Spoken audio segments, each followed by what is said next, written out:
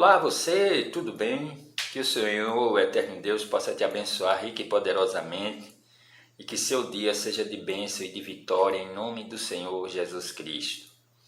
Quero trazer uma palavra que encontra-se lá no livro de Deuteronômio, onde Moisés, já no finzinho da sua jornada, ele traz uma palavra que ela reflete muito bem sobre nossas escolhas.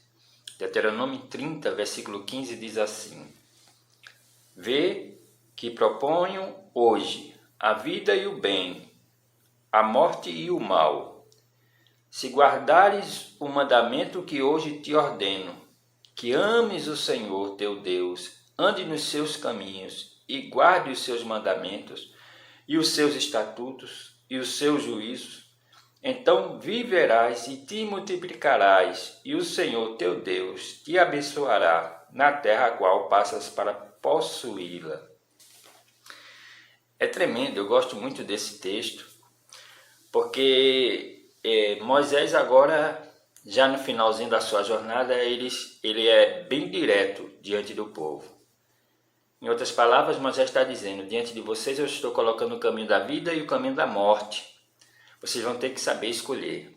Durante todo o decorrer da vida de Moisés, enquanto guiou o povo no deserto, ele recebeu de Deus os mandamentos e a forma como o povo de Israel teria que se conduzir, para que ao chegar na terra prometida eles pudessem usufruir da herança do Senhor. E esse povo, ele em nenhum momento ele foi negligenciado qualquer um dos estatutos e ordenanças que o Eterno estabeleceu. Sempre foi tudo de maneira clara. Mas aqui, Moisés agora, já no finalzinho, ele coloca tudo de maneira explícita. Você quer ser próspero, você quer ser vitorioso nessa terra que emana leite e mel, agora vai depender da escolha que você fizer. Se você escolher obedecer a Deus, viver os seus mandamentos, seus estatutos, tudo aquilo que Ele mandou, vocês vão viver de maneira bem, vocês vão viver muitos anos ali, vocês vão usufruir de tudo aquilo que Ele declarou, daquela terra que emana leite e mel. Mas os passos que você escolher a morte, ou o caminho do mal, desobedecer, a morte seria o destino daquela nação ou de qualquer uma daquelas tribos. E aí a pergunta hoje que eu faço para mim e para você: você já imaginou onde pretende passar a sua eternidade? Você já parou para pensar que essa decisão vai depender da escolha que você fizer hoje? Assim como Moisés, diz a palavra, diante de nós o Senhor coloca o caminho da vida e o caminho da morte, mas nós vamos ter que saber escolher. Escolhamos, pois, a vida para que vivamos. Eu não sei se vocês já perceberam, tem um joguinho antigamente que tinha vários caminhos, né? Várias direções que só dava a um lugar para chegar num único objetivo. E aí tinha com que a gente vinha, conduzia com lápis, vinha, e quando você pensava que era, pá, tinha uma barreira, não era aquilo. Embora parecesse adequado, mas não era. E você tinha que começar tudo de novo até encontrar um caminho, ou um único caminho que pudesse chegar ao destino perfeito. Jesus Cristo, ele diz que ele é o caminho, a verdade e a vida, e que ninguém vem ao Pai senão por ele. Eu quero dizer a você que onde nós pretendemos passar a eternidade vai depender da escolha que nós fizermos por Cristo hoje. Então entregue a sua vida a Ele. Não abra mão da eternidade. Não abra mão de onde você pretende passar a sua eternidade. Eu vou ser muito sincero aqui, não se sinta ofendido quem ouvir. Eu conheço pessoas que não comungam da fé protestante ou cristã, ou evangélica, como queira chamar, são espíritas e que dão verdadeiras aulas a mim. Mas eu sinto dizer que isso não é base para a salvação, nem para você passar a eternidade ao lado de Deus. Tem muitos católicos que exercem mais fé do que muitos evangélicos que leem Bíblia. Mas eu sinto dizer que a sua fé, infelizmente, ela também não é base para você passar a eternidade ao lado de Deus. Tem muitos evangélicos que são tudo isso que eu falei, de um espírita e de um católico. Mas eles não vivem a palavra de Deus. E eu sinto dizer que isso também não é base para você ou para ele habitar na eternidade com Cristo. O princípio de onde pretendemos passar a nossa eternidade vai depender da escolha desse livro.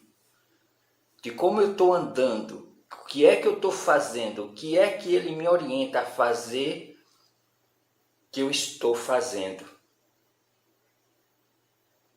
O Senhor Jesus, lá no livro de João, no capítulo 17, na oração sacerdotal, se não me falha a mente, o versículo 3, ele diz assim: e nisto consiste a eternidade, em que conheçam a ti só por único Deus e ao teu Filho, a quem enviaste.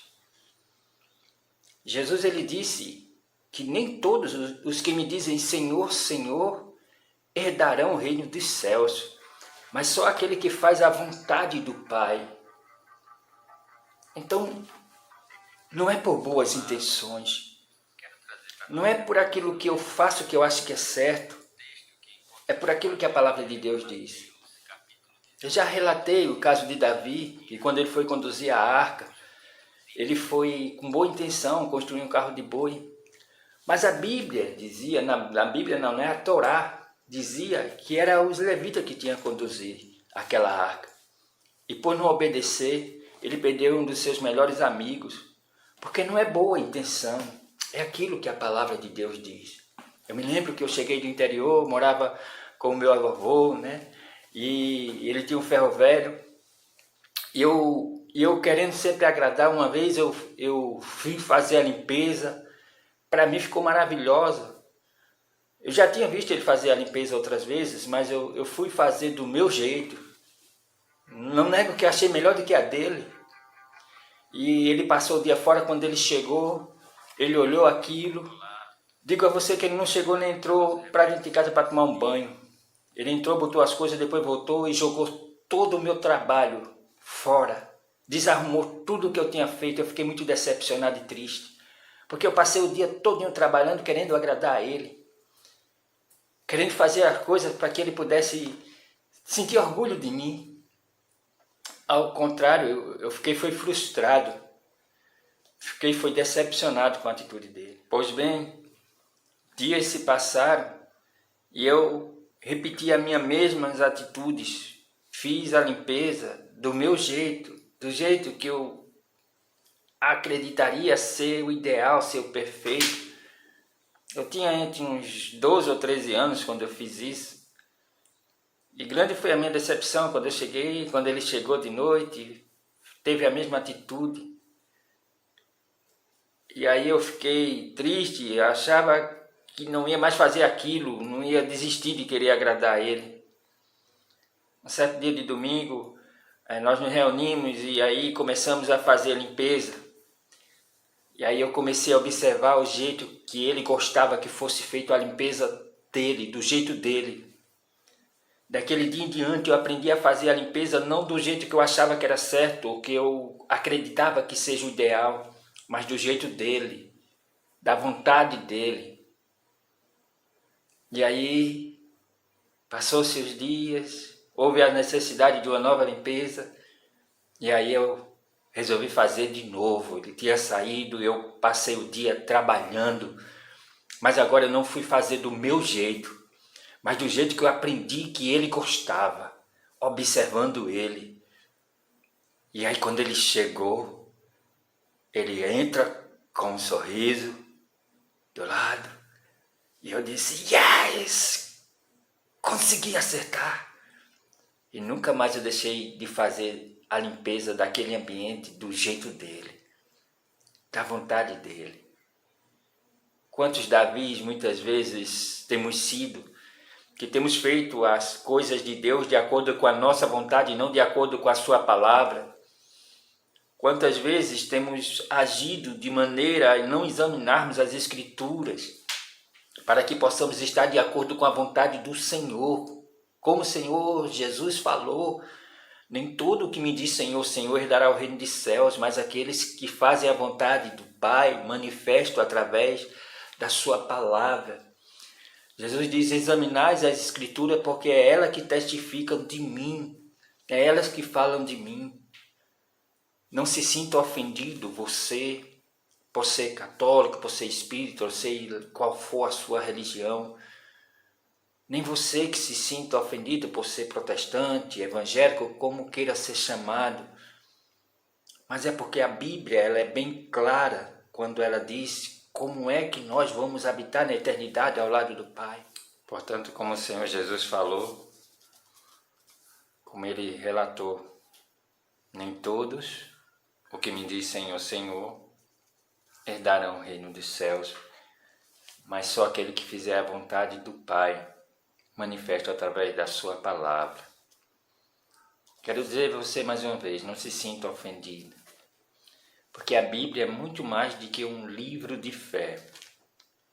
É um manual para todos aqueles que creem em Deus e desejam viver de acordo com a sua vontade. De todos aqueles que almejam habitar na eternidade com o Pai.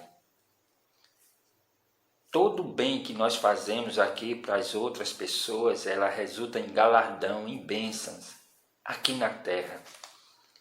Mas base para a nossa salvação, só quando nós aceitamos o Senhor Jesus como o único Senhor e suficiente Salvador nas nossas vidas. Por isso que no Salmo 41, versículo 1 e 2 diz assim, bem-aventurado o que acode ao necessitado, o Senhor o livrará no dia do mal. O Senhor o protege, preserva-lhe a vida e o faz feliz na terra. Todo o bem que nós fazemos ao nosso semelhante, isso deve fazer parte do caráter do cristão. Se não faz, é porque está devendo cumprir os mandamentos ou a palavra do Senhor. Porque o caráter, os atributos de um cristão consistem no amor. Mas esse galardão nós vamos receber aqui, em bênção de Deus. A eternidade, a base da nossa salvação, está na obediência à palavra de Deus. Que Deus te abençoe, que Deus te fortaleça. Nunca se esqueça que Jesus te ama muito, que a obra da cruz foi um ato de amor de Deus para conosco. Porque a Bíblia diz que todos os pecados destituídos estavam da glória do Pai. Mas Ele fez isso por amor. Por isso que ela é de graça. Por isso que é favor imerecido. Nós não merecemos e o Senhor nos agracia. Pois pela graça sois salvos. Isso é um dom de Deus. Não vem de obras para que ninguém se glorie. Dom de Deus é algo que é irrevogável. Ele nos deu e Ele vai até o fim. Então, faça por merecer a obra da cruz e receba, em nome de Jesus.